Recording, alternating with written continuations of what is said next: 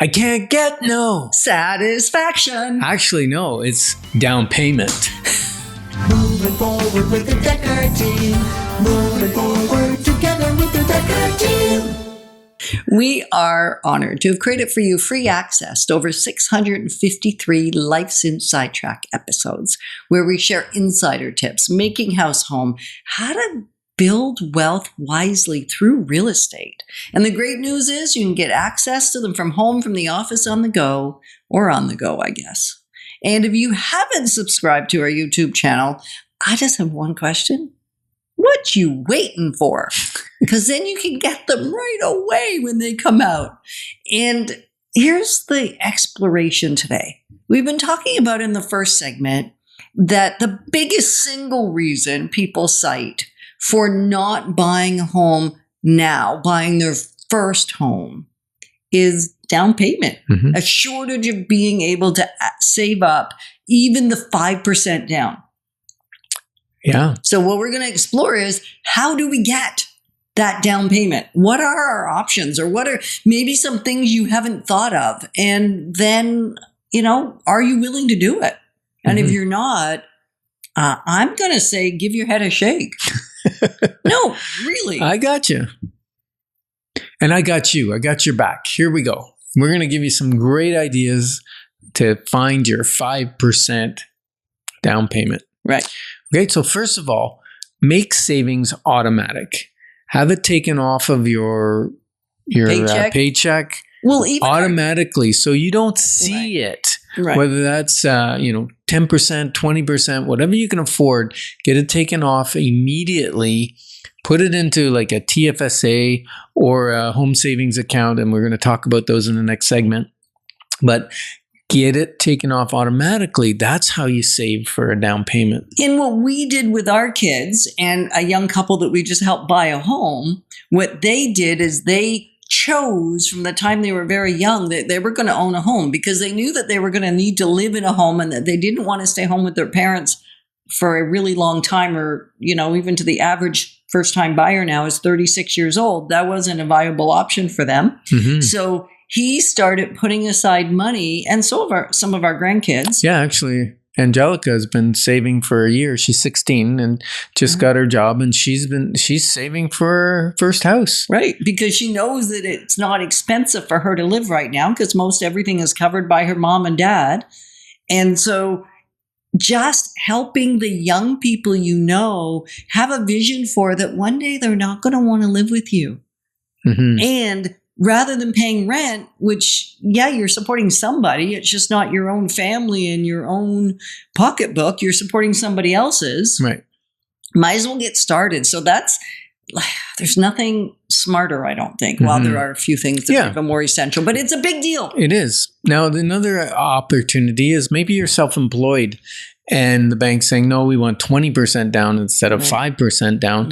Well, there are programs. Our borrower will loan you the rest of the money. Well, they don't actually loan you. They gift it to you, but they go on title. So if they're on title for, 75%, if they've given 75% of the deposit, or 50 if they've given 50. Actually, they're not even on title. You're on title. They have an agreement, like a letter that's registered. And that letter says that if you sell or refinance, what happens is whatever the price has gone up, they share at that percentage in what's gone up, and then the house is yours, or the rest is yours. And some people are doing that. They're refinancing after a few years, paying them out, right? And then the house is 100% theirs. Right. And then the other thing that's even better, Even better, yeah. Even better. Because what we know is that the wealth transfer from baby boomers to Gen X over the next 15 years or so, as they're... depending on how long they last. Right. As the baby boomers are passing, there's going to be more wealth transfer than in any time in history. Yep. Over $1 trillion. Huge, right?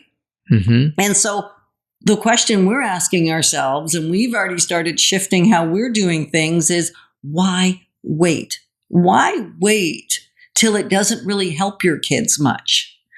Yeah, I mean, maybe it'll help help them a your lot, but grandkids, also there's so much taxes and everything that will happen at death. Right? Death tax. Versus now, if you do it now, you get to enjoy watching what they can do with it. You're giving them a head start, getting them into the market. And if you don't need it to live on, why have it sitting and accumulating? Mm-hmm. Like if you, for instance, if you plan on giving them, say, $100,000, if you gave it to them now and they bought a townhouse at, $600,000 or whatever, in 15 years, that townhouse at the current rate of growth is going to be worth $1.2 million. In 15 years? Yeah. So they've taken the 100 and increased it by 600. So now they're up. Now they've got 700,000 in 15 years instead of you giving them 100,000 in 15 years. So, and that's interesting math. Like, let that land, because it's not the typical way we think about it, right? You're saying, I'm giving them $100,000. What difference will it make? Well, it's part of the conversation is they're leveraging some of the rest. Mm-hmm.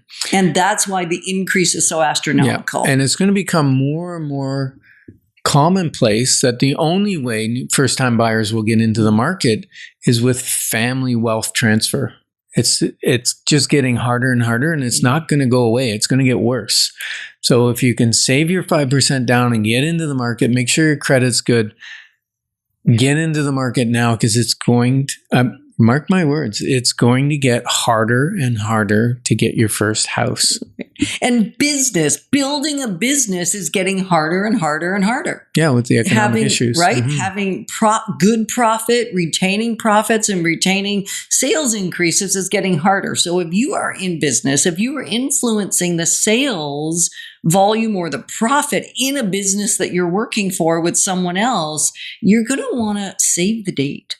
November 20th, all day. Yep, it's midweek. It's a full day out of the office at a boot camp. And the amazing thing is it's the Ultimate Sales Machine Boot Camp. And we're going to have the co-author of the book in the room for the first time ever in Ottawa. And if you want to if you don't want to be there and you're in business, give your head a shake again. Right? It's a lot of shaking of heads. It's a lot of shaking of heads. So go to dekkerteam.com and get all the details there. And we will love to hang out with you. Really limited space. So get on it. Yeah. And then, maybe you're thinking, well, I got the down payment, but now I don't have the money for the closing costs, the land transfer tax. I got to buy some furniture to move in because I'm leaving from mom's house. Yeah. Well, sometimes our parents had orange crates and stuff, right? We got some of our furniture from the side of the road and from a garage sale. Yeah. So, but there is a program. RBC has cash back up to 5 to 7% of your mortgage amount, up to a maximum of $20,000. Yeah, your interest rate will be a little higher, and you're going to pay for some of that. But if it gets you in the market, it's worth it. I can run the numbers all day, every day, and it will be worth it for you. So really, what we're saying is, do what it takes. Automate. Borrow from or get gifts from parents. Let people support you on the journey. Do what it takes. Yeah. And I believe that delayed gratification saves big, except when it comes to owning an own home. And we're honored that we can clarify your options, because when your options are clear, your wisdom will flow. Moving forward with the Dekker team. Moving forward.